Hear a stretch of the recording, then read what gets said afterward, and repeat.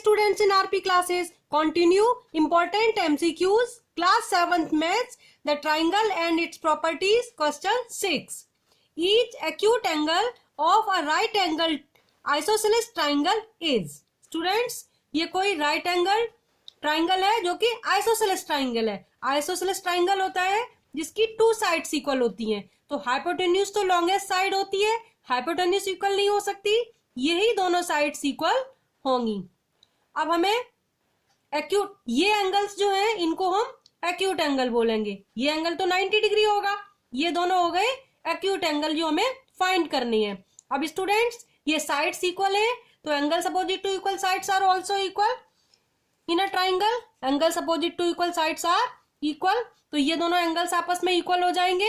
इन angles को हम late कर लेते हैं x. Let each equal angle be x. So angle sum property, sum of angles of a triangle is 180 degree. So 90 plus x equal to 180 degree. Angle sum property of triangle. X plus x 2x equal to 180 minus 90 equal to 90 degree. So x equal to 90 upon 2 equal to 45 degree. Each equal angle आ गया 45 degree. Option D is right answer. I repeat, each acute angle of right angled isosceles triangle. Students, ये right angle triangle है, ये angle 90 degree है. Isosceles, 2 sides equal, hypotenuse longest side होती है, ये दोनों sides equal हो जाएंगी. और ये है acute angle, इनको let कर लिया है x. ये एंगल आपस में इक्वल है, आइसोसेलेस ट्राइंगल है, एंगल्स भी इक्वल होंगे. अब एंगल सम प्रॉपर्टी लगा दी. Sum of angles of a triangle is 180 degree. Angle sum property 90 plus x equal to 180.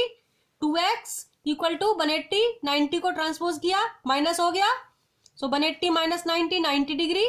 So x equal to, ये 2 डिवाइड में आएगा, 90 अपॉन 2 45 डिग्री.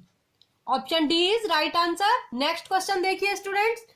नेक्स्ट क्वेश्चन है, a triangle can have 2 right angles, obtuse angles, straight angles और acute angles. Students, किसी भी triangle में क्या possible है? 2 right angle, 2 obtuse angle, 2 straight angle या एक्यूट एंगल. तो स्टूडेंट्स, सपोज ये कोई ट्राइंगल है. एंगल सम प्रॉपर्टी क्या होती है? Sum of angles of a triangle is 180 degree. यानी इन तीनों एंगल्स का सम 180 डिग्री होगा. अब लेट कर लिया कि 2 एंगल्स राइट है, यानी कि ये दोनों 90 होंगे, इनका प्लस 180 हो जाएगा, जबकि इन तीनों एंगल्स का प्लस 180 होना चाहिए. इसमें 2 ही एंगल्स का सम 180 हो रहा है, तो फर्स्ट ऑप्शन फॉल्स हो गया. Second option, obtuse angle. Obtuse क्या होते हैं? More than 90. तो इन दोनों का सम ही 180 से ज्यादा आ जाएगा. ये भी पॉसिबल नहीं है, क्योंकि सम ऑफ 3 एंगल्स 180 होना चाहिए. Angle sum property. Straight angle 180 होता है, एक ही एंगल 180 है. ट्राइंगल में सम ऑफ 3 एंगल्स 180 होता है, ये भी पॉसिबल नहीं है. Option D, acute angles. Students, acute angles possible हैं. ये तीनों एंगल्स 60 60 60 180 हो गए ना.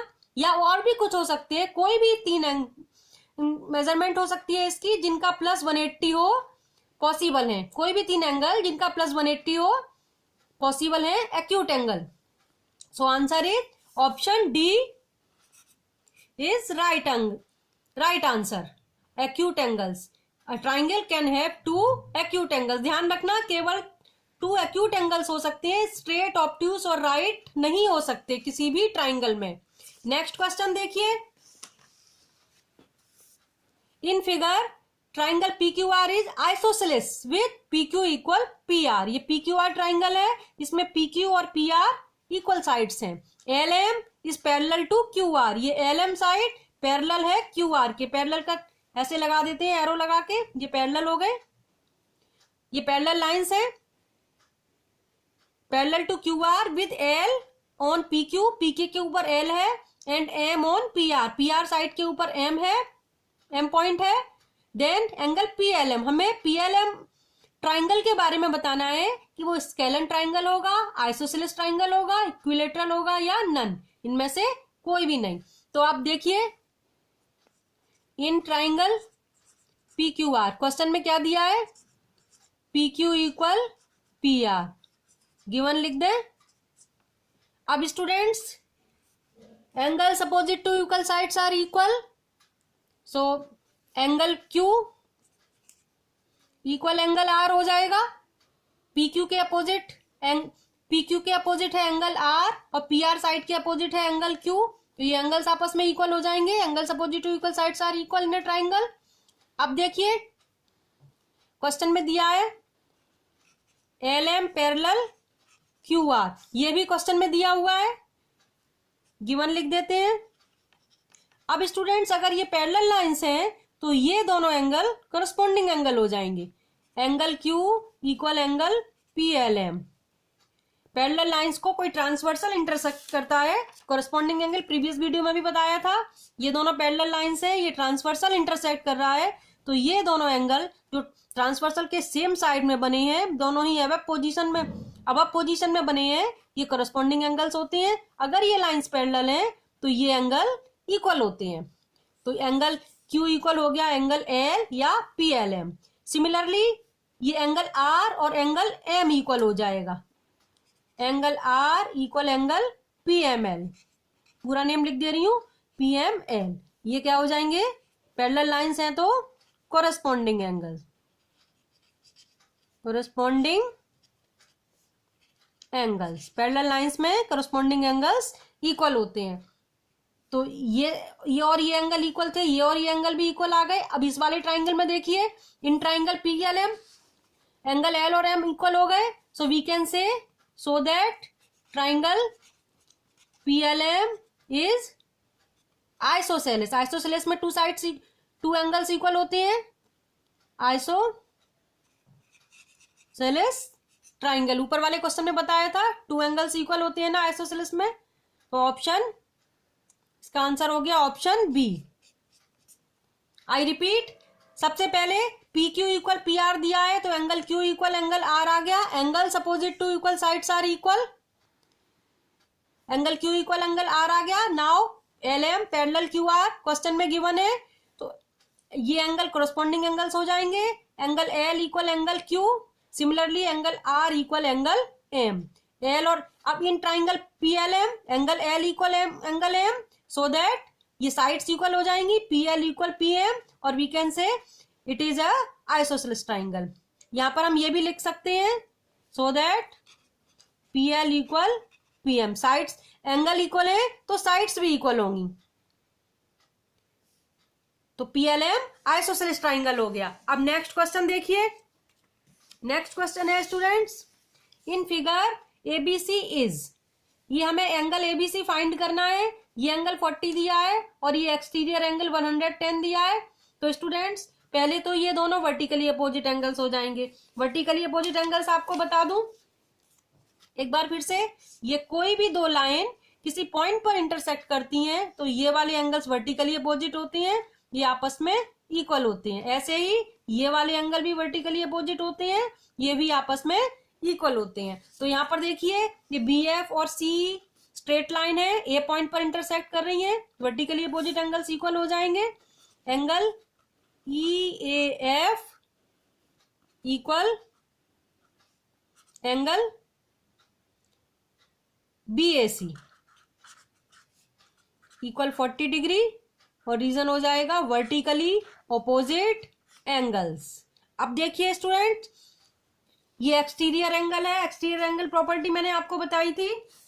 Exterior angle of triangle is equal to sum of interior opposite angles. Exterior angle कैसे होता है एक बार फिर से आपको बता देती हूँ कि ये कोई ट्राइंगल है, इसकी किसी साइड को प्रोड्यूस किया, ये एक्सटीरियर एंगल इन दोनों इंटीरियर अपोजिट एंगल्स के इक्वल होता है। इन्हें रिमोट इंटीरियर भी कहते हैं स्टूडेंट। एक और बात बता दूं, ये रिमोट इंटीरियर होते हैं, इन दोनों के प्लस के इक्वल होता है ये एक्सटीरियर एंगल।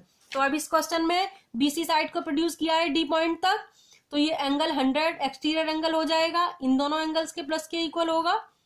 सो angle BAC plus angle ABC equal angle ACD। इस प्रॉपर्टी को कहते हैं exterior angle property. Exterior angle of triangle is equal to sum of interior opposite angles. तो BAC हमने 40 फाइंड किया था, एंगल ABC हमें फाइंड करना है, इक्वल टू ACD 100 है, क्वेश्चन में 100 गिवन है। So angle ABC equal to 100 minus 40 equal to 60 degree. 60 degree है option C is right answer. I repeat, पहले ये 40 है, ये 40 आ गया वर्टिकली अपोजिट एंगल से, अब इस साइड को प्रोड्यूस किया है तो ये एक्सटीरियर एंगल इन दोनों इंटीरियर एंगल्स के प्लस के इक्वल होगा। तो हमने इनको प्लस इसमें से इसको सेपरेट कर दिया, ये वाला एंगल आ जाएगा। So angle ABC equal to 100 minus 40 60 degree. Option C is right answer. Next question देखिए, बहुत इंपॉर्टेंट क्वेश्चन है। Find the length of diagonal of rectangle whose sides are 15 and 8 centimetre. ये कोई रेक्टेंगल है जिसकी साइड्स 15 और 8 हैं, डायगोनल फाइंड करना है। डायगोनल क्या होता है स्टूडेंट? अपोजिट वर्टेक्स को ज्वाइन कर दें तो उसको हम कहते हैं डायगोनल। ये डायगोनल है, एक डायगोनल ऐसे भी हो सकता है, पर मैं दोनों इक्वल होंगे इसलिए एक डायगोनल निकाल रही हूं। अब देखिए स्टूडेंट, रेक्टेंगल में ईच एंगल 90 डिग्री होता है, तो ये एंगल 90 डिग्री हो जाएगा। 90 डिग्री के सामने वाली साइड को हाइपोटेन्यूज कहते हैं। पाइथागोरस में बताया था आपको कि अगर कोई राइट ट्राइंगल है, सपोज ये कोई राइट ट्राइंगल है, तो 90 डिग्री के सामने वाली साइड को हाइपोटेन्यूज कहते हैं, और जो इसको हम परपेंडिकुलर कहते हैं, जो 90 डिग्री बनाती है, थर्ड साइड बेस होती है। तो H स्क्वायर इक्वल टू होता है P square plus B square. इसको हम कहते हैं पाइथागोरस थ्योरम। तो अब इस पाइथागोरस थ्योरम हम इस क्वेश्चन में लगाएंगे। 90 के सामने हाइपोटेन्यूज है डायगोनल जो हमें फाइंड करना है, तो इसको हम H लिख देते हैं। H square equal to P square plus B square, Pythagoras theorem. H हमें फाइंड करना है, P हो गया 8 स्क्वायर, ये हो गया 15 स्क्वायर। 8 इंटू 8 होता है 64, 15 इंटू 15 होता है 225। ऐड करेंगे 9 8 289 आ गया H स्क्वायर। अब स्टूडेंट्स 289 होता है 17 का स्क्वायर होता है, 17 इंटू 17 करना 289 आएगा।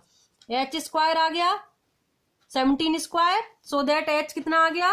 सो that H equal to 17 centimetre. H ही डायगोनल है, डायगोनल आ गया 17 centimetre. Option A is right answer. I repeat, rectangle है, रेक्टेंगल में ईच एंगल 90 होता है, तो ये 90 डिग्री हो गया। तो इस वाले ट्राइंगल में ये साइड हाइपोटेन्यूज बन गई। हाइपोटेन्यूज हमें फाइंड करना है, डायगोनल फाइंड करना है। It means H square equal to P square plus B square, Pythagoras theorem. So H square equal to 8 square plus 15 square. 8 square 64, 15 into 15 225, add किया 289, 17 इंटू 17 होता है 289, 17 स्क्वायर हो गया H square. So H equal to 17 आ जाएगा, H 17 यानी कि diagonal 17 centimetre. Hope you all understood. So please like, share and subscribe my channel. Press the bell icon for latest update. मिलती है नेक्स्ट वीडियो में। Thanks for watching.